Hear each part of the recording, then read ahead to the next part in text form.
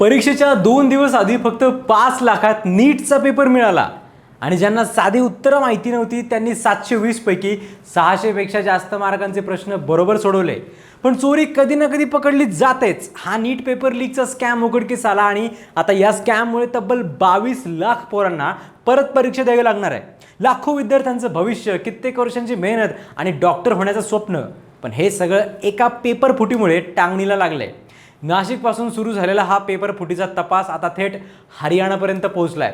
आता हे सगळं प्रकरण नक्की काय, हा पेपर नक्की कसा लीक झाला, नाशिक ते हरियाणा कनेक्शनमध्ये नेमका कुणाकुणाचा हात आहे आणि या साखळीचा मास्टरमाइंड नेमका कोण आहे, सगळं जाणून घेऊयात आजच्या व्हिडिओतून। नमस्कार, मी संकल्प पाटील आणि तुम्ही बघताय लगाव बत्ती। देशभरात गेल्याच आठवड्यात म्हणजे 3 मे 2026 रोजी नीटची परीक्षा घेण्यात आली होती आणि पेपर झाल्यानंतर राजस्थानच्या सीकर पोलीस स्टेशनमध्ये एका व्यक्तीने तक्रार दाखल केली की नीट एक्झाम होण्याच्या 2 दिवस आधीच पेपर लीक झाला होता। तक्रारीनंतर पोलिसांनी चौकशीला सुरुवात केली आणि संशय बळावल्यानंतर या संपूर्ण प्रकरणाची चौकशी सीबीआयकडे सोपवण्यात आली। आता यात एक धक्कादायक कांड समोर आलंय। राजस्थान पोलिसांच्या स्पेशल ऑपरेशन ग्रुपने म्हणजेच एसओजीने केलेल्या तपासात समोर आलं की परीक्षा होण्याच्या तब्बल 42 तास आधीच प्रश्नपत्रिका टेलिग्राम आणि व्हॉट्सॲपवर फिरत होती। विशेष म्हणजे हा गेस्ट पेपर म्हणजेच क्वेश्चन बँक म्हणून विद्यार्थ्यांमध्ये पसरवण्यात आला होता। राजस्थानमधल्या सीकर जिल्ह्यातील हॉस्टेल आणि पीजीमध्ये राहणाऱ्या विद्यार्थ्यांपर्यंत परीक्षा होण्याच्या 2 दिवस आधीच ही प्रश्नपत्रिका पोहोचली होती। बरं, ही प्रश्नपत्रिका फुकट नसून चक्क लाखो रुपयांमध्ये मिळत होती। सुरुवातीला हे पेपर तब्बल 5 लाख रुपयांपर्यंत विकले जात होते, मात्र जसजशी परीक्षा जवळ येत गेली तसतशी त्याची किंमत कमी होत गेली आणि परीक्षेच्या आदल्या रात्री तोच पेपर 30,000 रुपयांमध्ये विकला गेला। पण हा पेपर नक्की लीक कोणी केला होता? तर तपासात असं समोर आलंय की राजस्थानमधल्याच एका तरुणाने हा पेपर लीक केला। हा तरुण सध्या केरळमध्ये स्वतः MBBSचं शिक्षण घेतोय। 1 मे रोजी या पठ्ठ्याने व्हॉट्सॲपवरून सीकरमधल्या आपल्या एका पीजी चालवणाऱ्या मित्राला एक गेस्ट पेपर पाठवला होता। पुढे हाच पेपर सीकरमधल्या कोचिंग सेंटर्स आणि विद्यार्थ्यांपर्यंत तब्बल 5-5 लाखांना विकला गेला। धक्कादायक बाब म्हणजे 3 मे रोजी जेव्हा मूळ नीटचा पेपर समोर आला तेव्हा या गेस्ट पेपरमधले 150 पेक्षा जास्त प्रश्न जसेच्या तसे मॅच झाले। पण केरळमध्ये शिकणाऱ्या या तरुणांपर्यंत पेपर पोहोचला तरी कसा?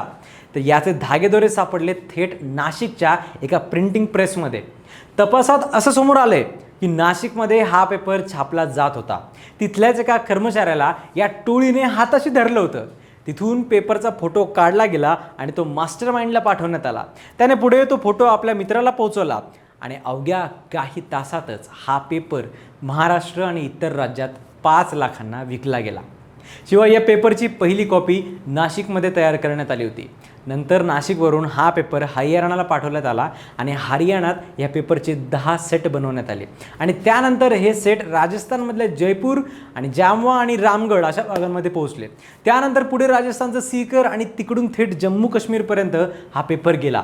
त्यानंतर बिहार, केरळ आणि उत्तराखंड या राज्यांमध्येही हा फुटलेला पेपर पोहोचवण्यात आला आणि तेही फक्त 2 दिवसाच्या आत हे सगळं झालं। तपासातून ही आतापर्यंतची सर्वात मोठी आणि धक्कादायक माहिती समोर आली। या संपूर्ण घोटाळ्याचा मुख्य सूत्रधार मनीष यादव याला जयपूरमधून ताब्यात घेण्यात आलंय। त्याच्यासोबत प्रश्नपत्रिका वितरणाची जबाबदारी सांभाळणाऱ्या राकेश मांडवरिया यालाही एसओजीने बेड्या ठोकल्या आहेत। तपासातला सर्वात खळबळजनक खुलासा म्हणजे परीक्षेपूर्वीच बायोलॉजीचे 90 आणि केमिस्ट्रीचे 35 प्रश्न लीक झाले होते। धक्कादायक बाब अशी आहे की 3 मे रोजी झालेल्या मुख्य परीक्षेच्या पेपरमध्ये बायोलॉजीचे सर्वच्या सर्व 90 प्रश्न फुटलेल्या प्रश्नपत्रिकेशी तंतोतंत जुळले, तर केमिस्ट्रीच्या 46 पैकी 35 प्रश्न जसेच्या तसे आले होते। सीबीआयने या पेपरफुटी प्रकरणाचा तपास सुरू केल्यानंतर आणखी एक धक्कादायक गोष्ट समोर आली आणि ती म्हणजे private mafia WhatsApp group. 400 members असलेल्या या ग्रुपवर परीक्षेपूर्वीच प्रश्नपत्रिका लीक करण्यात आली होती। विशेष म्हणजे मुख्य परीक्षेतील 60 प्रश्न या लीक झालेल्या पेपरशी जसेच्या तसे जुळले आहेत। अगदी एक स्वल्पविरामसुद्धा बदललेला नाहीये। या ग्रुपमध्ये पेपर कोणालाही फॉरवर्ड करू नका अशा सूचनाही देण्यात आल्या होत्या। राजस्थान पोलिसांनी देखील या तपासात आत्तापर्यंत अनेक संशयितांना ताब्यात घेतलं असून आता सीबीआय या सर्व पुराव्यांच्या आधारे या मोठ्या घोटाळ्याच्या मुळापर्यंत पोहोचण्याचा प्रयत्न करते। आतापर्यंत ह्या प्रकरणात देशभरातून 16 जणांना बेड्या ठोकण्यात आल्यात। यात महाराष्ट्रातील 2 तरुणांचा सहभाग उघड झालाय। राजस्थान आणि महाराष्ट्र पोलिसांनी संयुक्त कारवाई करत 12 मे रोजी नाशिकच्या इंदिरानगर परिसरातून एका 30 वर्षीय तरुणाला ताब्यात घेतलंय। धक्कादायक म्हणजे हा तरुण स्वतःच BAMSच्या शेवटच्या वर्षात शिकत असून तो एज्युकेशन काउन्सिलर म्हणून काम करायचा. आता या सगळ्या प्रकरणात अजून अनेक जण गजाआड होतीलच, पण जर पेपर 1 मे रोजीच फुटला होता तर नॅशनल टेस्टिंग एजन्सी इतके दिवस काहीच झालं नाही असं म्हणून देशाला अंधारात का ठेवत होती? हा एक मोठा प्रश्न आहे. ह्यात अजून मोठ्या माशांचाही हात असण्याची शक्यता नाकारता येत नाही. पण ही घटना पहिल्यांदाच घडते अशातला भाग नाही आहे. यापूर्वी नीटच्या पेपर फुटीच्या अनेक घटना समोर आल्या आहेत. अशात या सगळ्याचा फटका बसतो आहे तो अहोरात्र मेहनतीने प्रयत्न करणाऱ्या प्रामाणिक विद्यार्थ्यांना.